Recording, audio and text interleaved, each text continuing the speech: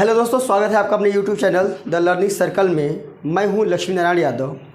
दोस्तों, सिंप्लीफिकेशन को आगे बढ़ाते हुए टाइप 3 के बारे में आज हम बात करेंगे और आपको इस तरह से प्रश्न दिए रहेंगे। इन तरह के प्रश्नों को हम मात्र सेकेंडों में हल करेंगे, ज़्यादा समय नहीं लेंगे। तो पहले क्वेश्चन को देख लेते हैं। 1/15 + 1/35 + 1/63 + 1/99 + 1/43 का मान क्या होगा, ये ऑप्शन दिए गए हैं। ठीक है, ऐसे एक क्वेश्चन किसी न किसी एग्ज़ाम में ज़रूर पूछे जाते हैं। तो देखिए, इसको सॉल्व करने का हम एक छोटा सा ट्रिक तरीका आपको बताते हैं।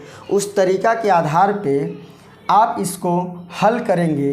देखिए, जैसे पहला क्वेश्चन है, पहला जो इसके अंदर है वह है 1/15। इसके जो हर में है, यानी कि जो डिनोमिनेटर में संख्या है, इसको हम तोड़ देते हैं, ब्रेक करते हैं। ध्यान दीजिए, 15 को तोड़ेंगे 3 × 5। 35 को जो तोड़ने में क्या मिलता है, 5 × 7। 63 तोड़ने में क्या मिलता है, 7 × 9। 99 को तोड़ने में क्या मिलता है, 9 × 11। और 143 तोड़ने में क्या मिलेगा, 11 × 13। ये जो नीचे वाले को हम ब्रेक कर रहे हैं दो संख्याओं में, ये जो दो संख्याओं में हम इसको ब्रेक कर रहे हैं, इन संख्याओं के बीच जो डिफरेंट है वह सब में डिफरेंट 2 का होना चाहिए। नहीं भी रहेगा कोई दिक्कत नहीं, हर जगह डिफरेंट बराबर होना चाहिए। मेरे कहने का मतलब ये है। ठीक है, तो इसको सॉल्व करने का सबसे आसान तरीका है, हम आपको बताते हैं। जितनी बार 1 दिया हो, जितनी बार 1 दिया है, सबको जोड़ लीजिए। 1 2 3 4 5, कितनी बार दिया है, 5। उसके बाद सबसे छोटी संख्या मल्टीप्लाई सबसे बड़ी संख्या। सबसे छोटी संख्या क्या है, 3, और सबसे बड़ी संख्या क्या है, 13।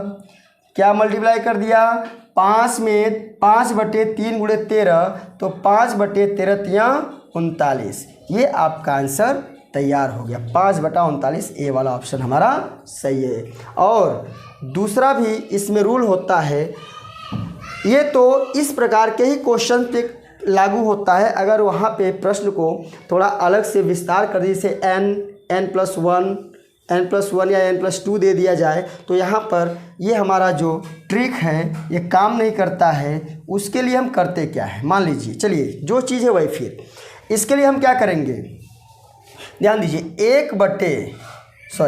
सबसे छोटा क्या करेंगे, सबसे छोटा 1/, सबसे छोटा माइनस 1/, सबसे बड़ा। सबसे बड़ा क्या है, 13। इस तरह करेंगे, 1/, में सबसे छोटा माइनस 1/, में सबसे बड़ा, बटे में अंतर कितने का है, सब में 2 का डिफरेंट है। इसको हल कर लेते हैं। 3 और 13 का एलसीएम होता है 39। 3 का भाग देंगे तो यहाँ पे आएगा 13, और 13 का भाग कट जाएगा, बचेगा 1। बटे में नीचे क्या है, 2। अब क्या करेंगे, 2 के बटे में 1 मानते हैं, इसको लिखेंगे 13 में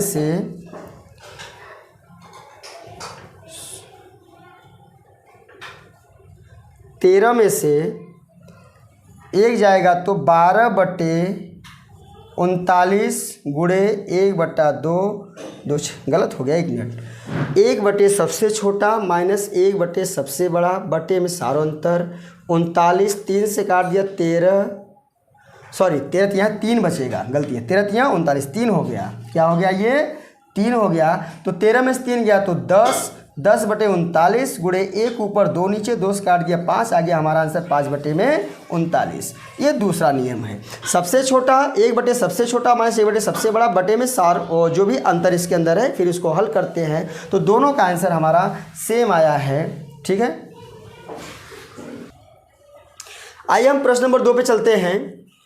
ठीक है, क्वेश्चन है 1/3 + 1/15 + 1/35 + 1/30 + 1/99। इसको हल करिए। हमने क्या बोला, हर को आप ब्रेक करिए। देखिए, 1 × 3, 3 × 5, 5 × 7, 7 × 9, और 9 × 11। हमने क्या बोला, ऊपर जितनी बार 1 आया है, 1 2 3 4 5, उसको जोड़ लेते हैं।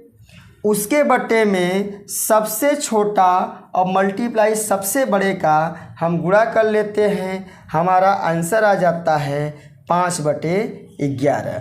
दूसरा रूल क्या है?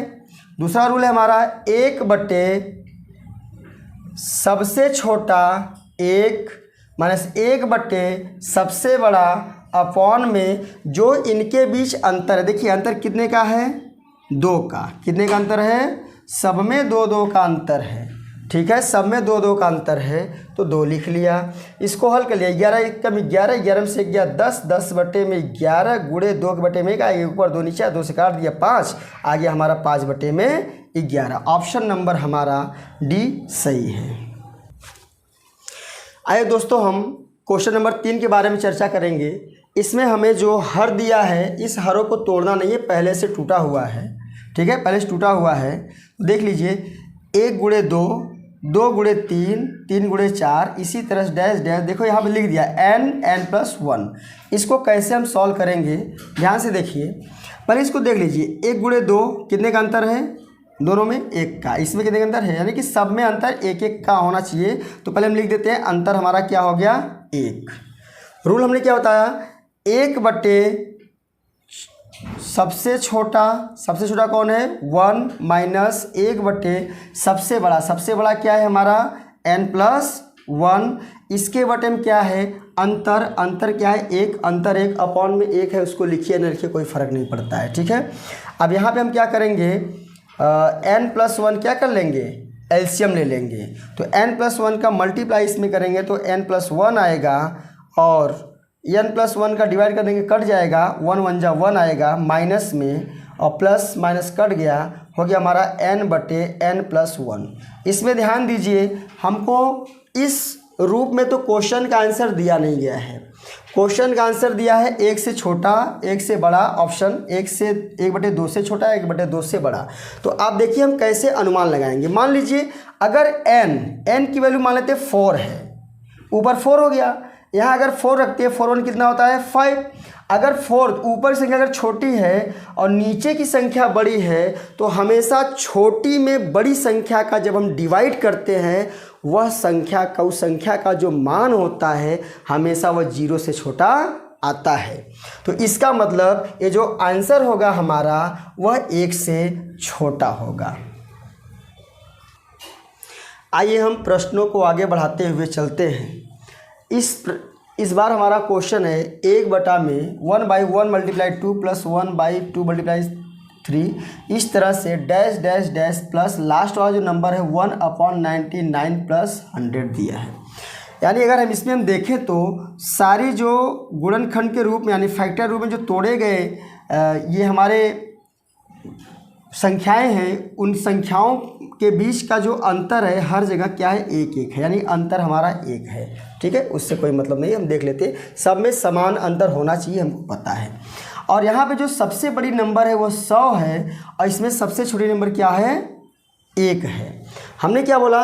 1 जितनी बार आया हो उतनी बार 1 को जोड़ के लिख देते हैं, बटे में सबसे छोटी संख्या और सबसे बड़ी संख्या का मल्टीप्लाई कर लेते हैं, जो आंसर आएगा वही हमारा एक्यूरेट आंसर होगा। तो यहाँ पर ध्यान दीजिए 1 कितनी बार आया है? 1 कितनी बार? देखिए लीजिए 1 से स्टार्ट हो, 1 2 3 4 5 6 7 8 ऐसे बढ़ते बढ़ते ये क्या है?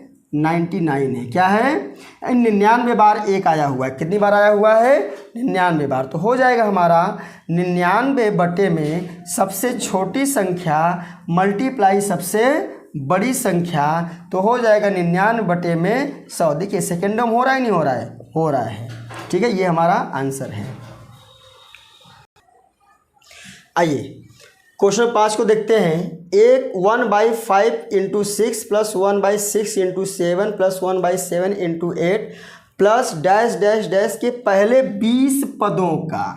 अब जो 20 पद हैं 20 पदों को दिया नहीं उसने, आगे लिख दिया कि 20 पदों का योगफल क्या है, इसमें से क्या है।